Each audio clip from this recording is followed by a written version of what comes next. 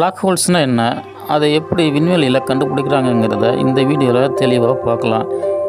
விண்வெளிக்கு ஒரு பொருளை எடுத்துகிட்டு போகணுன்னா வினாடிக்கு 11 கிலோமீட்டர் வேகத்தில் பயணிக்கணும்.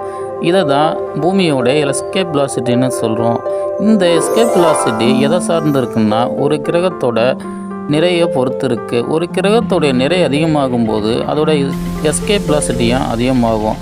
அதாவது ஒளியானது ஒரு செகண்டுக்கு 3 லட்சம் கிலோமீட்டர் வேகத்தில் பயணிக்குது. ஒரு கிரகத்துடைய எஸ்கேப் வெலாசிட்டி ஒளி வேகத்தோடு அதிகமாகும் போது அதுதான் நம்ம பிளாக் ஹோல்ஸ்ன்னு சொல்கிறோம். அதாவது அதுக்குள்ளே போகிற ஒளியை வெளியே விடவே விடாது. அதனால் எந்த பக்கத்துலேருந்து பார்த்தாலும் அது கருமை நிறமாக தான் தெரியும். இதனால தான் இதை பிளாக் ஹோல்ஸ்ன்னு சொல்கிறாங்க. இந்த பிளாக் ஹோல்ஸுக்கு அதிகமான நிறை இருக்கிறதால விண்வெளியில் டைமும் ஸ்பேஸும் வளைக்கும். இதனால் இது பக்கத்தில் போகிற பொருளுக்கு டைமு ரொம்ப ஸ்லோவாக போகும். ஐன்ஸ்டீனுடைய ஜென்ரல் ரிலேட்டிவிட்டி தியரி படி ஒரு பொருள் அதிகமான நிறை இருக்கும்போது விண்வெளியில் ஒரு கர்வேச்சரை உண்டு பண்ணணும்னு சொன்னார். பிளாக் ஹோல்ஸுக்கு அதிகப்படியான நிறை இருக்கிறதால டைம் அண்ட் ஸ்பேஸை கர்வேச்சர் மாதிரியே வளைக்கும். இதனால் இதன் வழியாக பயணிக்கிற ஒளியை கூட பெண்ட் ஆகிடும்.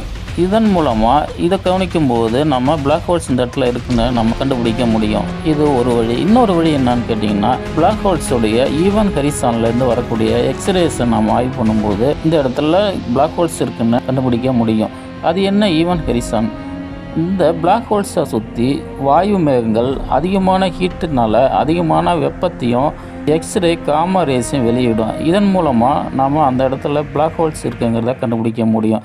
அது மட்டும் இல்லாமல் அதை சுற்றி இருக்கிற பொருள்கள் கண்ணா பின்னான்னு அங்கேயும் மூவ் ஆகிக்கிட்டே இருக்கும். அதாவது ரேண்டமாக இருக்கும். இதனால் அது பிளாக் ஹோல்ஸால் தான் உருவாகுதுன்னு நம்ம முடிவு பண்ண முடியும். தொலைதூரத்திலிருந்து வரக்கூடிய ஒளி இந்த பிளாக் ஹோல்ஸில் பட்டு வெளியே வரும்போது பிளாக் ஹோல்ஸ் ஆனது ஒரு லென்ஸை போல் செயல்படுது. இதனால் ரொம்ப தொலைவில் இருக்கிற கேலக்சியுடைய படத்தை மிக தெளிவாக நம்ம எடுக்க முடியும். நம்ம மில்கிவே கேலக்சிலையும் ஒரு பிளாக் ஹோல்ஸ் இருக்குன்னு 2019ஆம் ஆண்டு ஃபோட்டோ எடுத்து அசத்துனாங்க.